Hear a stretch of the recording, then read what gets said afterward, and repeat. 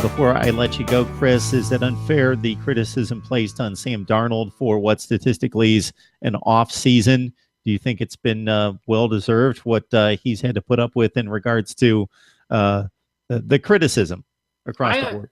I understand it. I understand, why people would watch those games and think he's not playing as well as he did at the end of last season. I understand why he would catch criticism, because before the season he was, potentially the top quarterback in all of college football.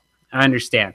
I don't agree with it. I think that USC's offense, with that offensive line, especially, that's been a little banged up and a little interesting, and at times causing problems.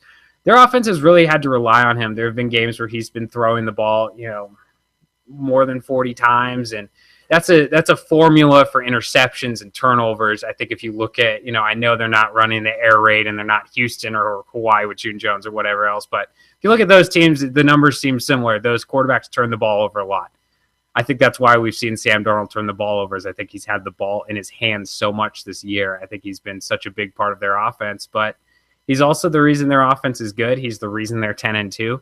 There's no way USC would be in that situation without him. And I think that it's clear he's one of the most talented players in all of college football. So I think that you can, I understand the criticism.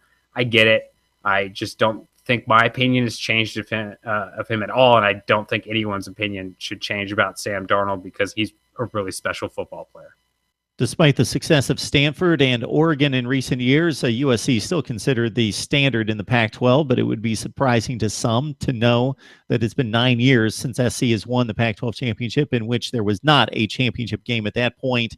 And since then, the North has dominated the South, winning all the championships, with Stanford splitting with Oregon, and then Washington, of course, against Colorado in 2016. But USC has a chance to sweep Stanford this year and run the Pac-12 and get the win on Friday night. All right, Chris Swanson from Trojan Sports joining us to break down USC. Chris, we always appreciate you stopping by. Thanks for having me. I appreciate it.